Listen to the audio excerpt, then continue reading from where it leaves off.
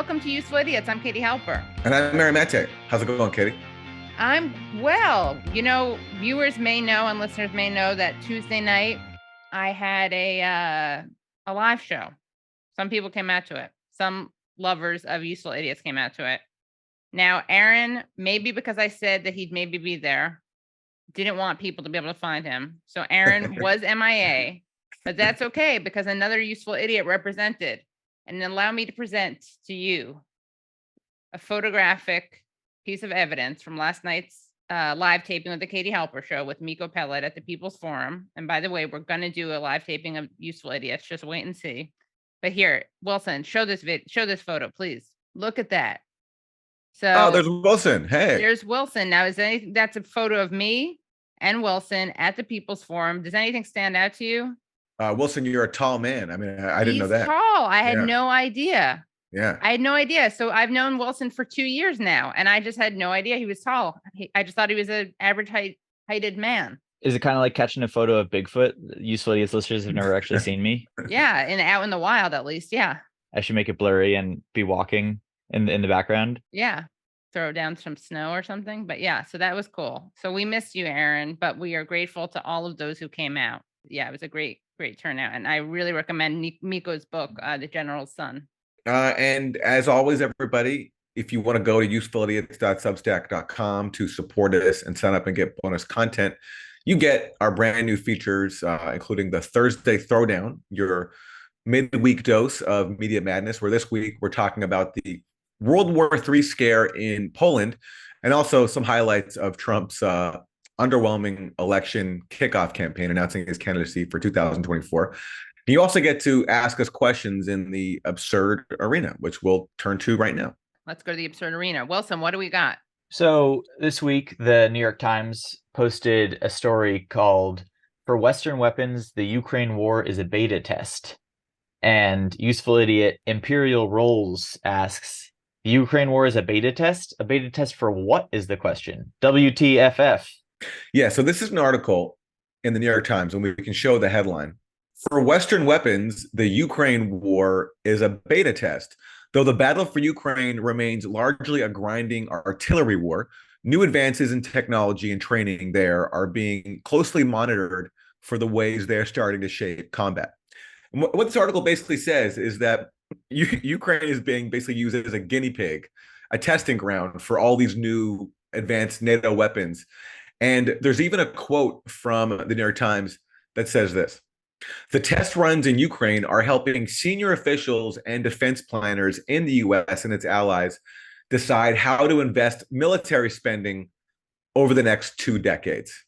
So yes, this war in Ukraine has cost tens of thousands of lives, global suffering, including higher food prices. But on the plus side, it's helping people in the US and other Western allies figure out how they're going to spend taxpayer money on weapons for the next 2 decades. Kind of like how Israel tests out weapons on the people of Gaza. This is kind of the same thing. So US taxpayer-funded military tests are being spread around from Gaza now to Ukraine. Is it a beta cuck test? Yeah, good question. I guess it is. Yeah. So yeah, listen, to that audience member who asked that question, I had the same reaction. That was a weird article, but that just shows how the U.S. views Ukraine not as an ally, but as a proxy and as a place to test out its weapons. So glad people have their Ukrainian flags out for that reason. All right. Well, should we get to the 4 basic food groups? Yes, let's do it. So there's a lot of fake news these days. And one big international incident came this week when Iran was accused of approving a law to kill 15,000 protesters. And this is one of the original posts that set this off. This is a tweet from Qasim Rashid, and this is what he says. "This is horrifying. The Iranian parliament votes overwhelmingly to execute the 15,000 protesters they already arrested. These were peaceful protesters simply seeking the right to basic justice and autonomy. Unacceptable and barbaric." So that's one of the people spreading the initial claim, and there were other headlines to this effect, including in Newsweek, claiming that Iran has voted to kill 15,000 protesters. And among the people to spread this news was Ted Lieu, who's a Democratic Congress member from California. And this is what he said. The Biden administration should impose immediately all sanctions that are still available on Iran. The US and decent countries around the world need to exert maximum pressure on the Iranian regime now. So that's Ted Lieu, a Democrat, basically endorsing Donald Trump and Mike Pompeo's maximum pressure campaign on Iran, in which the U.S. imposes these crippling sanctions that hurt Iranian civilians, not the regime, because that's the intended target of U.S. sanctions. And on top of endorsing this barbaric call for cruelty against the Iranian people in the name of protecting them, there's also the problem where this original claim that set all this off was fake. It just wasn't true. And among those who had to acknowledge that was Justin Trudeau, who also tweeted something about this, but then had to delete the tweet when it emerged that the Iranian parliament had not passed a measure calling for the execution of 15,000 prisoners. They had signed a letter, a majority had signed a letter calling for tough punishment of protesters caught rioting, but nobody was calling for their mass execution. So here's the headline from CNN that even Justin Trudeau had to delete a tweet saying this. Canada's Trudeau deletes tweet falsely claiming Iran has sentenced 15,000 protesters to death. And the thing with, advocating sanctions is that when you're doing that in the name of targeting the Iranian government, everyone knows that that's not who gets hurt by sanctions. It's the Iranian people. And the reason these sanctions are designed is to inflict suffering on civilian populations so that either they will turn against their government and help the U.S. overthrow them, or they'll just help teach a lesson to the rest of the world that if you live under a disobedient government like Iran or Venezuela or Syria or Cuba, you're going to face an economic blockade from the U.S. And everyone knows that. And everyone knows the impact on this is on civilians. So here's, for example, what the Wall Street Journal says about the impact of U.S. sanctions on Iran. This is from just last month. U.S. sanctions that target Iran's oil industry and financial sector are the main factor crippling the Iranian economy, cutting the country off from the dollar. Most economists agree. So according to the Wall Street Journal, most economists agree that U.S. sanctions are the main factor crippling the Iranian economy. And who do you think gets hurt when an economy is crippled? It's not the people at the top. The wealthiest, most powerful, right? Yeah, no, not that. By design, it's ordinary civilians. And so Ted Lieu, for calling for this, calling for an intensification of this, and for falling for straight up regime change propaganda and not correcting himself, unlike Justin Trudeau, who at least deleted his tweet. I say, Ted Lieu, as a Democrat, you suck. Yeah. Wow. When you can take a page from Trudeau, come on, guys, do what Justin did. And don't do what Donald Trump and Mike Pompeo do, which is that's call true. for maximum pressure on Iranian civilians. Right. So it's like a double suckage. It's getting it wrong, and it's a triple suckage: getting it wrong, not correcting it, and also calling for sanctions as if that's better for civilians who you claim to care about. It's a rare Democrat suck triple axle. Exactly. I was actually going to say that, but I'm glad you said it. I stole it from you subconsciously. Yeah, no, that's great. Maybe I manifested it to you. You did. I threw it over to you, threw the ball into your court. Well, that definitely is a Democrat suck. For Republican suck, I have a kind of much more straightforward Republican suck. But it still is it is a gem. Let's hear what Herschel Walker, who's facing, of course, Reverend Raphael Warnock in a runoff in the state of Georgia for the Senate. Let's hear what he had to say. I can promise you, Iran, Russia, and they're not talking about trying to charge a tank out in the desert. They're talking about war. And let me tell you this here. If we was ready for the green agenda, I'll raise my hand right now, but we're not ready right now. So don't let them fool you like this is a new agenda. This is not the new agenda. We're not prepared. We're not ready right now. What we need to do is keep having those gas guzzling cars, because we got the good emission under those cars. We're doing the best thing that we can, but we need help.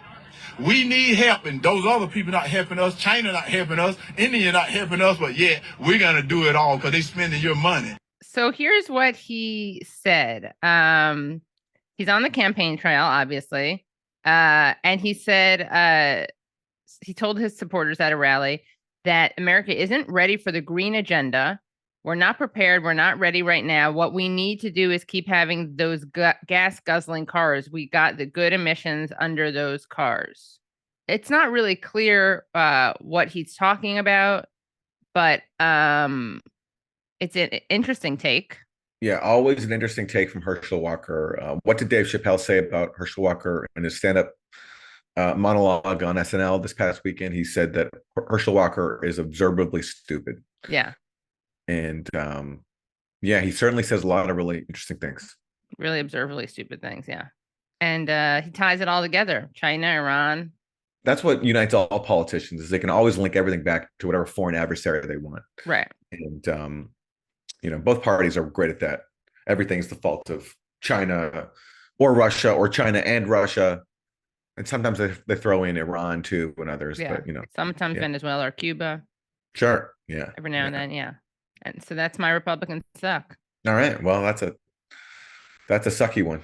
So listen, for Isn't That Weird, we're going to continue on the Republican suck theme because we just had the midterm elections where Republicans suffered some major disappointments. They didn't take the Senate, and you can blame that on Trump-backed candidates, like in Pennsylvania and in Arizona, where Blake Masters was the Trump-backed Republican candidate in Arizona.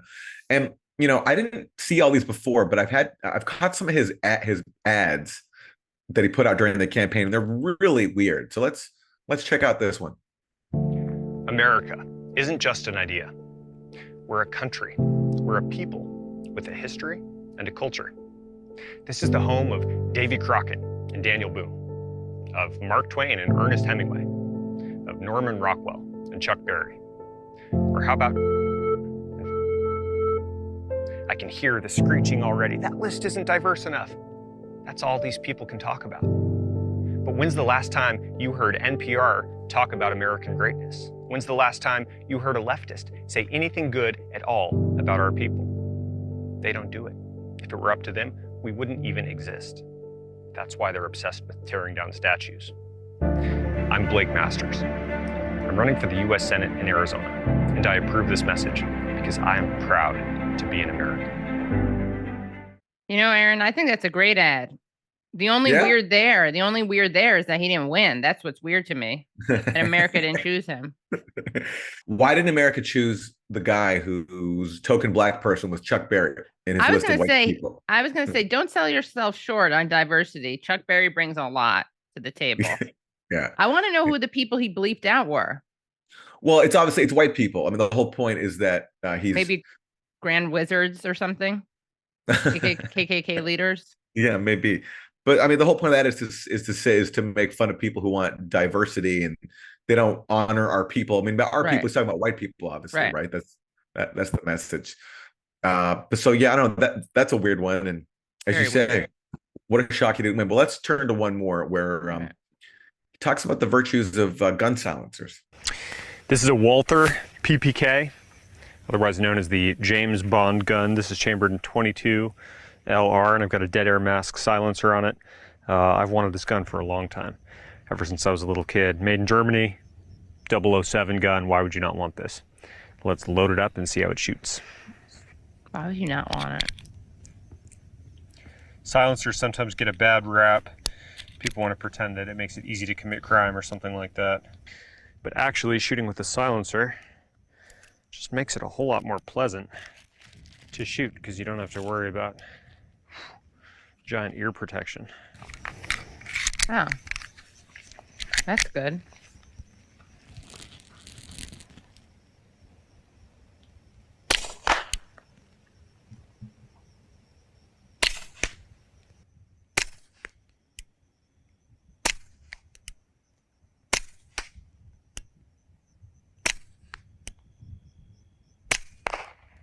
Wow.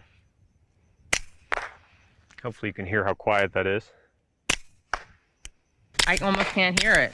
It's so quiet, I can almost not hear it. So I don't know, did anybody from the campaign think to themselves, like, okay, we're doing this ad where Blake Masters shooting a gun. How is this going to help him get elected? Who's going to vote for him because he likes this James Bond gun? Like the James Bond audience? The James Bond audience, German enthusiasts. People who like German products. So much for being America first. Exactly. Yeah, where's the American gun? Yeah, I mean, it's really actually a globalist ad. He's talking about James Bond, which is a British a very cosmopolitan British character, Yeah, seriously. and then firing a German gun. Wow. Yeah, He's a traitor. No he's wonder he really didn't win. he's yeah. This is why he lost. He exposed himself as a globalist, not an America Right. firster. Right. Yeah. We caught you, Blake Masters. Sorry. We gotcha. Yeah. Busted by useful idiots. Again, it's so weird that he didn't win. All right. So what do we have for Isn't Isn't That Terrible? Okay, so for Isn't That Terrible, we have a very terrible story. Although don't worry, it's not as terrible as it seems. So reading at the New York Post, reading and watching at the New York Post, they have a very moving video. Pig buried for 45 days. Pig buried for 45 days after earthquake in China. That's some pig. A trapped 2-year-old sow in Ludig, China, survived off corn kernels and rainwater for a month and a half following a devastated September 5th earthquake. See how farmers rescued the resilient pig, used a chainsaw to slice into the collapsed bamboo roof, imprisoning the animal. So let's take a look at the video. So there they are with the chainsaw. Let's see what they find. Oh, look at that. Little gal. She's a sow, so a woman pig. Zhu, a 2-year-old sow, was trapped under a collapsed bamboo roof after a deadly earthquake shook southwest China on September 5th. The pink porker lived off corn scraps and rainwater for 45 days. That's one lucky oinker. And then she's being fed. So it's terrible that she was caught there for 45 days. But within the terrible, it's actually kind of a happy story. It's a very happy story. A very happy story, right? She's alive. This is the best kind of terrible there is. Yeah, terrible with a happy ending. Yeah, that's amazing. That's a lot of days to be trapped like that. 45. It's a month and 15 days. Can you imagine a whole month and a half, basically?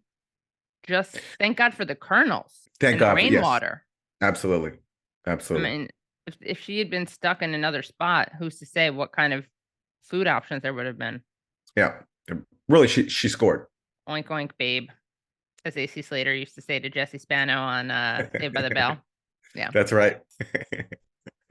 Well, they had a weird dynamic, those two. Yeah, they really did. I identified with her, though, because I was a big feminist. Really? She was, that's right. She was very political. She felt bad about coming from slave-owning stock. That's right. And she apologized to Lisa Turtle. Yeah. She apologized to Lisa Turtle, whose parents, whose ancestors were part of the Underground Railroad. And Jesse revealed that her family were slave owners and traders. And then she apologized to Lisa and offered to shovel her snow, which is kind of a nice way of enacting reparations. Look, and that episode is where millions of young American teens learned about the history of slavery in this country and racial injustice. Not only that, they learned about Native American history because Zach was befriended a Native American. I don't know if he was a relative or just became a mentor, but he found Zach Morris, like blonde-haired Aryan Zach Morris, found out that he had Native American ancestry. He met with a Native man who told him about his ancestors. Right, and then he tragically, spoiler alert, died. Right? Oh, Katie, don't ruin it. Don't ruin it for people. All right, we can bleep that out. Just bleep it out. Yeah, I'll just say it's good. Let's just say it's a good thing he met him when he did. Yes, that's a great way to put it. Yeah. And he had a headdress on. It was I'm sure that they consulted with a lot of the elders for that episode. By the way, did you see a few years ago, Jimmy Fallon did like a reunion on his show with most of the cast members, except for Dustin Diamond, who played Screech. Who died of cancer, right? Who recently passed away. But it's actually a really funny reboot. Oh, cool. Watch it. It's really, really funny. Like everyone's in it except for Screech. And it was great. It's really funny. Yeah. Oh, okay, we'll watch it. Yeah. I love Saved by the Bell. Me too. As you might be able to great lessons. Yeah. Exactly. Yeah. Mr. Belding. Hey, we can do a whole episode. Okay. In fact, let's try to get on all day. Let's try to get on one of the cast members. We could do a Saved by the Bell episode. Yeah. All right. Well, on a different note, we're going to turn now to our guest. Kit Klarenberg is a journalist for the Grayzone. He runs a Grayzone UK section, and he's had a lot of material to work with recently, including many leaks that show a deep British government role in the Ukraine proxy war. And we're going to talk to him about that and many other interesting topics. All right, let's go to Kit Klarenberg.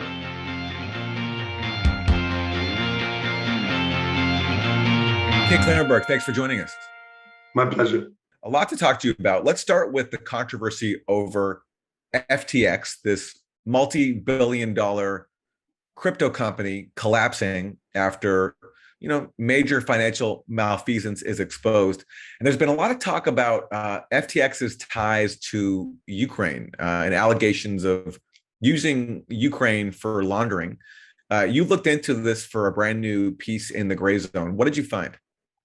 Yeah, I mean, I think the first thing to say is that people are charging off in a number of directions related to FTX's relationship with the government of Ukraine. The evidence, far beyond the evidence. I think that's really unhelpful because it's allowing detractors and war propagandists to kill this story at the gate, and it is it is significant. There is major cause for concern. There are serious questions to be asked. So essentially, in March, it was announced, March 14th, it was announced that the government of Ukraine, specifically its digital transformation department, which played a pivotal role in getting the Grayzone disinvited from the Web Summit in Lisbon. I think you found your cost, my dear friend. But That's right. essentially, this it was a platform whereby crypto donators could provide funds to the government of Ukraine.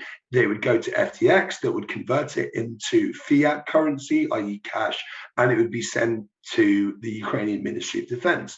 This was on March 14th. Now, on April 1st, this website that was set up specifically to attract donations, it was called Aid for Ukraine. It was part of the Ukrainian government's official website. It stated on the 1st of April that it had received 70 million in donations. Now, 5 days later, on April 6th, this is revised down to 60 million. That's already, if the initial figure was sincere, that's 10 million that's just gone missing, bizarrely. But then, so effectively, this was to raise money for weaponry and fuel and rations and radios, equipment, and all the kind of mod cons you would require to fight a war one way or another. After this initial fanfare, it kind of goes quiet for a bit, but the website still remains extant and seemingly accepting donations.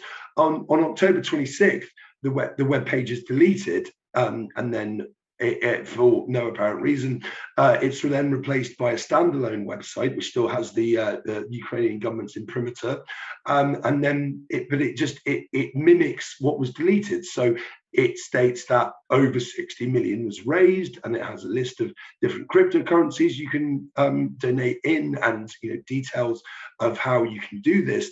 I mean, why this happened at that point isn't clear, and this is particularly suspicious, or at least questionable, because there are numerous statements in the public domain from Bitcoin bros and Ukrainian government officials who were involved in this initiative, where they state that only 60 million was raised, and they refer to how FTX only played a role in March in terms of converting Bitcoin donations into currency, physical currency. So what was this site doing between the end of March, when all of this money was allegedly made, and November, when this new site is created?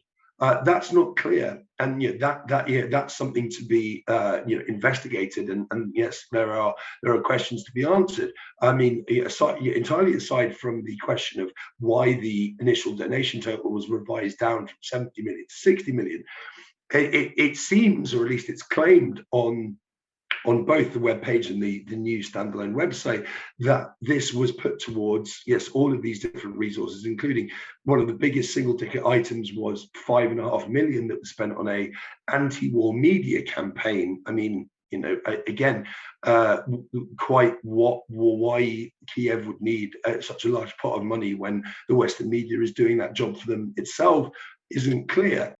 And just to explain something you referenced where the Grayzone got canceled, Max Blumenthal and I were invited to this conference called Web Summit in Lisbon, a big tech media conference. And then the Ukrainian government, including the ministry you mentioned, and also the office of the First Lady, so the president's office basically, pressured them to cancel us, and so we got canceled, and that was too bad. But anyway, and overall, just for people to understand what happened with FTX, as I understand it, they took their clients' money, invested it in another firm that they owned, and lost a lot of money there, and then now don't have the reserves to cover their losses. Is that basically what happened? Yeah, in effect. So it seems, and this is, I mean, it's interesting that the Ukraine angle hasn't appeared, despite the kind of minute by minute granular coverage of FTX's collapse in the mainstream media. So in effect, it seems that like FTX was, or at least Sam Bankman-Fried, its rather young founder, was skimming money out of FTX via a bespokely created backdoor, which meant that he could take this money out without it being detected by auditors or it showing up on his balance sheet. And so when it was reported that FTX had a very close relationship with Alameda Research, which is another company founded by Bankman-Fried, which is this online asset trading platform, which doesn't seem to have done very well since he created it. This created a run, i.e., a mass withdrawal of customer funds on from the platform. They didn't have the underlying assets to redeem those withdrawals, so then the value of its underlying cryptocurrency FTT crashed, and yes, it was a kind of a Lehman Brothers moment where this large business, one of the largest cryptocurrency exchanges in the world, didn't actually have the money it claimed on its balance sheet. Where it's gone is a mystery, and no one knows. And then you have the fact that FTX and its founder Sam Bankman-Fried, that's his name, SBF, were giving millions of dollars to the Democratic Party. Was like a top Democratic Party donor. Yeah, I mean, this is, again, it's a kind of a Rosetta Stone here. So, Bankman-Fried, his mother, who is like this Harvard academic, in 2018, kind of midway through 2018, she creates a super PAC, super BAC, which is to raise money for Democratic candidates, and they use, supposedly high-tech analytics to identify people running in less obvious marginal seats where extra dollars would make a big difference. And so they had that's launched. They seem to get a lot of money from Silicon Valley investors. Samuel himself, in early 2019, in April, which is right when Biden announces his presidential campaign, could be a coincidence, could be not. Launches FTX, and then immediately starts funneling money to Democratic causes. And he has no background in political donations. He has no background in political activism at all, and this is regarded in the media as this amazing transformation. Fast forward to October of this year, and by this point he's become the Democrats' second biggest donor, giving them tens of millions of dollars. And even suggesting in June, after a series of high-level meetings with White House advisors, that he's going to give up to $1 billion to ensure the Democrats win the 2024 presidential election. In mid-October, he reverse ferrets. He changes his mind completely, and he not only says that the $1 billion pledge was dumb and it was him being inconsistent with messaging, but he also says that he's going to stop political donations altogether. This is very odd. It doesn't really make sense.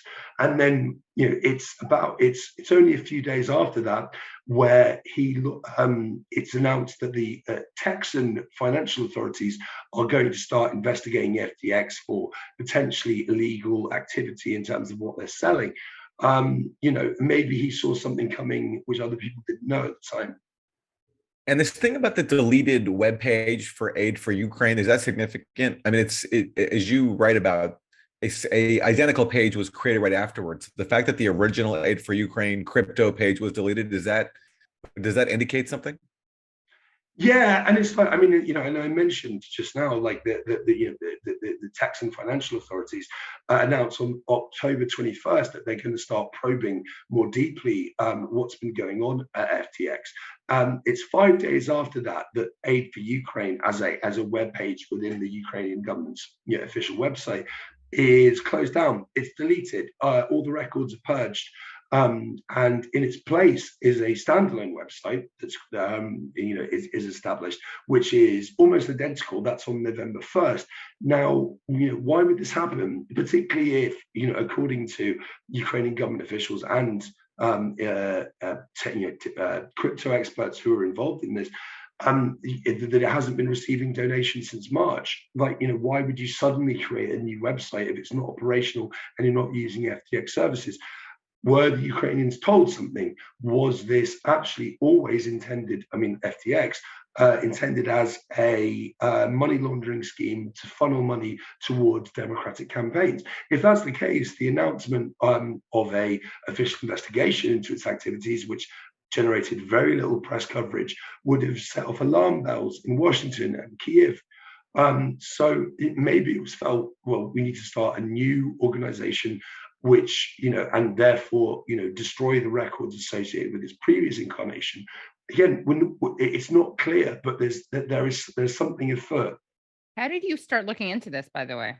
I mean, as I say, the FTX scandal has been covered, minute by minute. And I saw some people posting on social media about how it had connections to Ukraine. I started delving into that, and then because I'm very sad and live on my own, I spent a lot of time going over Internet Archives of the original site. Every single pathway I went down just raised further questions.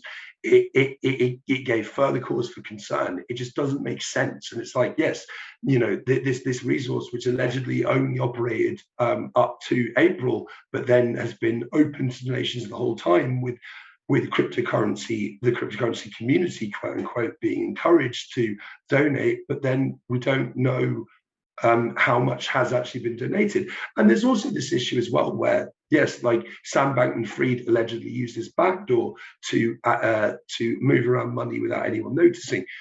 The first kind of point of call in the blockchain between crypto donations and the Ukrainian Ministry of Defense was FTX. What were funds reaching there and then being hoovered up and moved elsewhere for other purposes? That's not clear. The question needs to be asked and answers need to be given.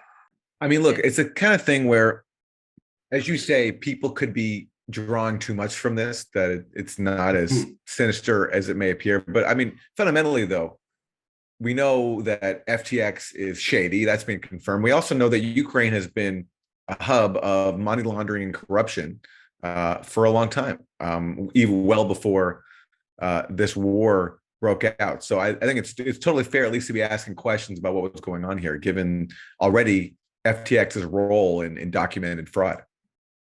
Yeah, absolutely. I mean, it's like, the Ukrainian government, there have been numerous reports, recently, even in the mainstream, about how, CBS published a documentary that exposed how only 30% of the weapons that are, this kind of ever voluminous, multi-billion per week weapon shipments from Western countries, mainly the US, is actually reaching the front line. And then due to backlash, they retracted, and they, offered an amendment which said that, like, oh, well, actually now controls are tighter. There are US military officials in Ukraine now who are ostensibly ensuring that everything reaches the front line. I mean, quite how they would be able to offer that certainty isn't clear. Whether they have other agendas in their presence there, that's likewise far from clear. But it has been confirmed that that weaponry and other humanitarian aid, quote unquote, that's been sent to Ukraine has been sold on the black market. Among the buyers are the Russian military. In some cases, with this high-tech missile equipment being sold. So yeah, I mean, there is a very clear need to ask questions about to what purposes this money was put. Was an eye being kept on how much money was donated via aid for Ukraine? Would the Ukrainian government itself have any idea the true sums involved and whether FTX was being open and honest with them about how much it was sending on? But this is completely absent from mainstream media coverage completely. Well, you have another piece, leaked documents, British spies constructing secret terror army in Ukraine. Tell us about what you found during this investigation. Yeah, sure. So, I mean, this is an extension of an earlier article which covered how Britain mapped out, high-level British intelligence officers mapped out the destruction of Kerch Bridge in April, i.e., many months before it actually happened. But, I see this as kind of interrelated to questions of Ukrainian corruption, because these individuals, which includes former high-ranking MI6, Britain's Foreign Intelligence Service operatives, and members of elite British military intelligence units like Special Discreet Military Intelligence. It does what it says on the label. That they are involved in what is essentially this kind of orgiastic grift, they are seeking to profit from the war however they can. There are war profiteers and there are war crimes profiteers, and so they put together back in April a wide-ranging plan of sabotage and kind of incendiary terrorist acts in and around Crimea. We have seen some of these play out, like the destruction of the Kerch Bridge, attack on Russian shipping in the Black Sea, other incursions of that manner, which have occurred in the past few weeks. Now, these individuals, when they talk privately, thinking that no one's going to see what they say because they use Proton Mail, they always talk about their need to be properly remunerated for what it is they're doing and how much money is sloshing around in the private space, and will Uncle Sam pay for this, etc. They just want to line their own pockets while Ukrainians are being killed. Extremely unsavory characters, to say the least. But yes, my most recent article for Grayzone delves into how this kind of transnational criminal intelligence network, for want of a better phrase, they are building a secret partisan terror army in Ukraine. This is run out of the Odessa SBU, that's the security service of Ukraine. It's Odessa offices, and they are providing bespoke training to, what they call a partisan army, who is going to live in and amongst people and arrange and execute all manner of kind of a murderous skullduggery. The assumption, I think, from the papers was that Ukrainians the formal Ukrainian army would be finished by this point. That, there's a sit rep that's written up by this representative of an organization called Prevail Partners. And sit rep means? A situational report. Yeah, sorry. But they're it's written up by this company called Prevail Partners that are all high-ranking UK special forces, Royal Marines, and they effectively talk about how a lot of untrained men aged from 18 to the early 60s, I think, are being sent to the front line with the pretty much 100% certainty that most of them won't be coming back ever. And will be killed very, very quickly. And so this partisan army would allow, theoretically, Ukraine to carry on prosecuting its proxy war through the medium of tiny secret cells, which operate clandestinely by night, and they carry out sabotage, disrupting Russian war logistics. It's fantasy, really. I think this is a bunch of people who probably never fought in wars, or at least wars like this before, with a direct competitor, living out their fantasies. It's really quite disturbing. And these leaks you got, these are the emails of some of these contractors, and they include people who have worked for British military intelligence. Talk to us about what these leaks are, and we should say we don't know where they came from, right? So these could have been hacked emails for all we know. but they've been authenticated. In fact, Max Blumenthal called one of the people involved, who was involved in a plot to blow up the Kerch Bridge, which Ukraine recently attacked. And what you obtained was these blueprints for how that attack could be played out, which we'll talk about shortly. But the point is, at least one of the participants has confirmed the authenticity of these emails that you were leaked. Yes, I mean, this is just a really quite extraordinary call, where the individual who mapped this all out, and he called it audacious plans for targeting Kerch Bridge. And ahs and stutters and stammers, and says that he can't quite confirm their authenticity until he speaks to Chris Donnelly, which is the former NATO advisor, and yes, like high-ranking British military intelligence official who commissioned this. In other words, confirming that he did produce this. To say nothing of the metadata, naming him solely as the author of these blueprints. But yeah, I mean, yes, we don't know where they came from. We can confirm their authenticity through various means. We have done. And yeah, I mean, again, it's just this kind of all these people who are so far away from the front line and are not going to be, I mean, apart from maybe economically due to sanctions, affected by the war at all, who are throwing Ukrainians into harm's way with all of these, yes, rather crazy proposals to take out Russian shipping, to sabotage Russian shipbuilding and ship repair facilities, to carry out intelligence operations, recruiting people who work at these facilities. I mean, the bombing of Kerch Bridge, it seems that plan had numerous different underlying operational exactitudes, in the sense that it shifted from what Hugh Ward proposed, to Hugh Ward being the individual, the British Army veteran who stung by Max quite so epically. He proposed blowing up the pillars of Kerch Bridge. Now, the commemorative postage stamp of the actual Kerch bombing shows pretty much what he proposed. So, I mean, it was given that it was issued within hours of this happening, it was clearly prepared in advance.